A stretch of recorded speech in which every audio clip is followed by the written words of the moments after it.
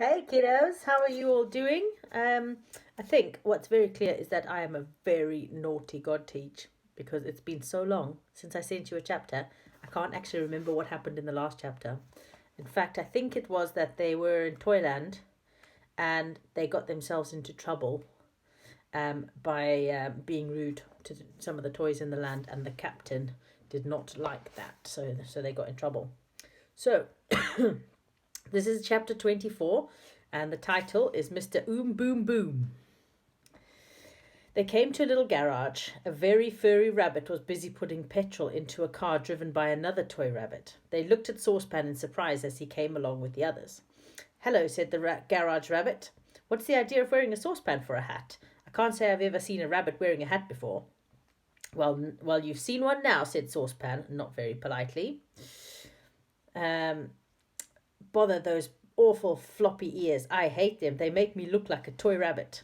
Well, you are a toy rabbit, floppy ears and all, said the rabbit, staring. Well, that's where you're wrong, said Saucepan. I'm not. I hate being one. Ugly creatures with stupid long ears and quivering whiskers. Stop it, Saucepan, said Joe in a warning voice. He turned to the surprised rabbit. You must excuse him, he said. He's really a saucepan man, as you can see. And I'm not really a clockwork clown. I'm a boy. Oh, excuse me, I can feel another somersault coming on. He turned head over heels and then stood up straight again. I see, said the rabbit. Well, I should just hate to be an ugly saucepan man. So I know how he feels about being a rabbit, though rabbits are very handsome creatures like myself. He should be pleased he's turned into one. Well, we really like being ourselves best, said Franny. I'm a little girl, not a doll, and this teddy bear is really Moonface. Never heard of him, said the rabbit. Didn't know there were such things as moon faces. Franny giggled. Silky went up to the rabbit and smiled at him. Please do help us, she said. The rabbit stared at her. He thought she was the prettiest doll he had seen in the village of toys. The rabbit, who was on the inside of the car, leaned out. Of course we'll help you, he said. What do you want us to do? Well, we did hope all this would wear off, said Silky, in a high doll's voice that was quite sweet. But it hasn't, and we wondered if you knew how we could get ourselves back into being our normal selves again. The two rabbits looked at each other. Difficult, said one. Very difficult, said the other. What about the old spellmaker, Mr. Boom Boom, said the first one. If he's in a good mood, he might be able to do something for them. Yes, but if he's in a bad mood, he might turn them into something worse, said the second rabbit. Well, we won't go there, Joe said hurriedly and turned another somersault. We could see if he's in a good or a bad mood before we say anything, said the rabbit. I'll take you there in my car if you can all squeeze in. Well, we could try, said Moonface, his little round teddy bear face looking worried. The rabbit told Silky to sit next to him. He thought she was very beautiful and very sweet. I'm sure if you asked Mr. Boom Boom for a favour, he would say yes at once. I never saw anyone as pretty as you. Well, you're a very handsome rabbit, said Silky, and that pleased him very much. They all managed to squeeze into the car somehow and waved to the friendly garage rabbit and set off. I feel a somersault coming on, Joe said suddenly. I'm so sorry, but will you please stop the car so I can get out and turn head over heels? You're going to be a bit of a nuisance, said the rabbit driver. Can't you do about a dozen and make those last for a while? I'll try, said poor Joe. He got out and did 9, but no more would come out, so he got back into the car. I do wish you didn't wear so many pans and kettles, said Mr. Saucepan.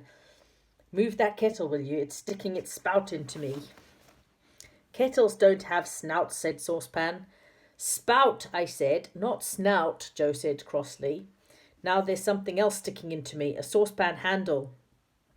I haven't got any candles, said Mr. Saucepan, mishearing again. You know I haven't. You're just making a fuss with all your chatter about snouts and candles. I said shouts and pandals, bawled Joe, losing his temper. No, I don't mean that. I mean pouts and scandals, said Franny with a squeal of laughter. Be quiet, you two. Saucepan, dear, be sensible. He means spouts and handles. Look, they're sticking into him.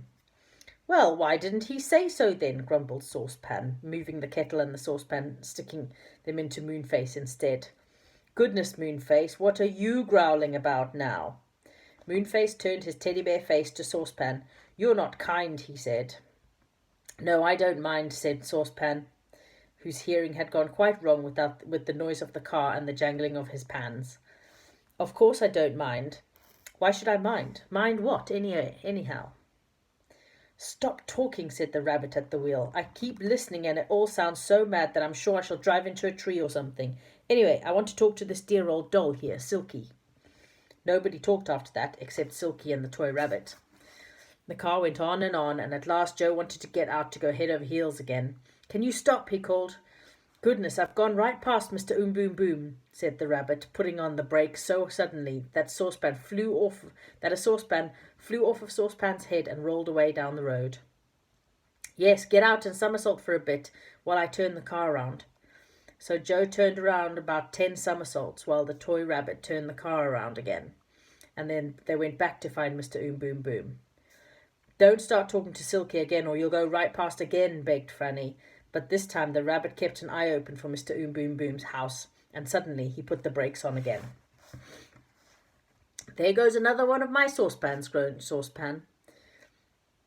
Do we have to stop so suddenly? Nobody took any notice of him. They stared at a funny little door in the grassy hill. On it was printed in big, bold, black letters, Boom Boom, knock 7 times. Silky, you go, said Fanny. Perhaps Mr. Boom will be nice to you. You really look very sweet. All right, I'll knock, Silky said bravely, though she felt a bit scared. She got out the car and went up to the little door. She took hold of the knocker and knocked 7 times. Bam, bam, bam, bam, bam, bam, bam. A loud voice came from inside. Stop knocking! Once is quite enough. Oh dear, he's in a bad mood, called the rabbit. Come back quickly, Silky, and we'll drive off. I can't come, Silky said. The knocker has got hold of my hand and it won't let go. Joe jumped out at once and went to help her, but Silky was quite right. The knocker had got hold tight of her hand and it wouldn't let go. Moonface went to help too, and then the saucepan man was looking very worried. Just at that very moment, a door opened, pulling Silky in with it, and a very loud voice boomed. Oh, excuse me. A very loud voice boomed out loudly. What's all this? Disturbing me in the middle of my spells. Everyone thought Boom was a very good name for him, booming at them like that. But he wasn't a bit like his voice. He was an old pixie with a beard so long that it trailed behind him. He had big pointed ears and wore a funny little round hat with feelers on it like butterflies. His eyes were green as grass and very bright indeed. He frowned at them all. And then when he saw Silky still held by the knocker, he said, and a smile broke over his face, like the sun shining out suddenly. Ah, what a dear little doll. No wonder my knocker wouldn't let you go. Where did you come from? I've never seen a doll as pretty as you. Do you know where you ought to be? No, said Silky. You ought to be standing at the very top of a great big Christmas tree that Santa Claus has in his castle, said Boom in his booming voice.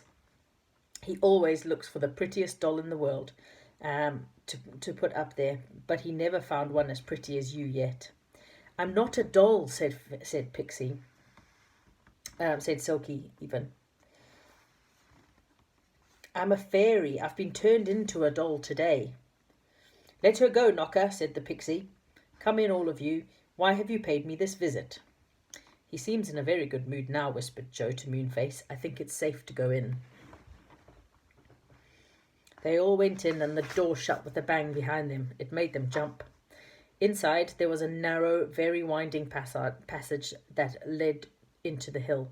They followed the pixie down it, everyone stumbling over his very long beard that trailed behind him. He didn't seem to mind. He took them to a big room with a very low ceiling. A great fire burned in the middle, but the flames were green, not red. No heat came from them. I was just making a few spells, said Boom, his big voice echoing all around the room. I'm the spell maker, you know. Yes, that's why we came, said Silky, feeling very nervous.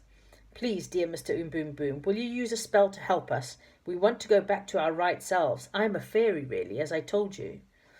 And we're really little girls, said Beth and Franny. This clown is a boy. And this toy rabbit is an old saucepan man. And I'm Moonface, said Moonface, with his teddy bear face looking very earnest indeed. Please do help us. Ha, said Boom Boom, looking around at them and beaming. Well, I don't mind doing that. That's easy. But I do have one condition. What's that, said Joe, his heart sinking. I'll turn 5 of you back to your own shapes. But I want this little doll here, this very pretty one, to stay with me so I can sell her to Santa Claus to put on top of the Christmas tree. It will be such an honor for her. You'd love that, wouldn't you, my dear? He said to Silky. Silky looked very frightened. Well, I'll stay and let you sell me to Santa Claus, she said, if you will use a spell on the others. Oh, darling Silky, said Moonface, putting his furry arm around her. How sweet you are, but we wouldn't let you. We would never leave you here alone. Never, said Joe. Never. Never, never, never, never, never, never, never, said Joe, Beth, and Franny. I'm going to stay, said Silky, looking as if she was going to cry, but smiling at them all the same. It won't be so bad going to Santa Claus, though. It sounds very dull standing on top of a Christmas tree. But it's for you, you see, so I want to do it. Of course she wants to do it, said Boom Boom. She's a sensible little doll. Be quiet, said Joe. I'll tell you, we won't let her do it. We'd rather all be toys all our lives than that. Then Mr. Boom Boom lost his temper. He rushed at Joe, but Joe did a very clever thing. He caught him by his very long beard and dragged him to a big table and tied him to the table with his beard, making dozens of little knots. Now, quick, let's go, he cried. Sorry about tying you up, Boom Boom, but you're not going to have Silky. Run, everybody, run! And they ran up the winding passage and came out on the hillside. Thank goodness, there was the rabbit waiting in his car. What a wonderful sight. And that is the end of that chapter. Now, imagine Mr. Boom Boom saying that Silky has to stay, but all the others can go. That's not very nice. But I do like how all of our friends all the characters in the book were very good friends for Silky and said that they weren't going without her. That was really, really nice. So send me some messages. Tell me how you're doing. Send me some photos if you can. I'll speak to you all soon. Love you lots. Miss you this much. And be good, okay? Be very good. Bye, guys. Love you.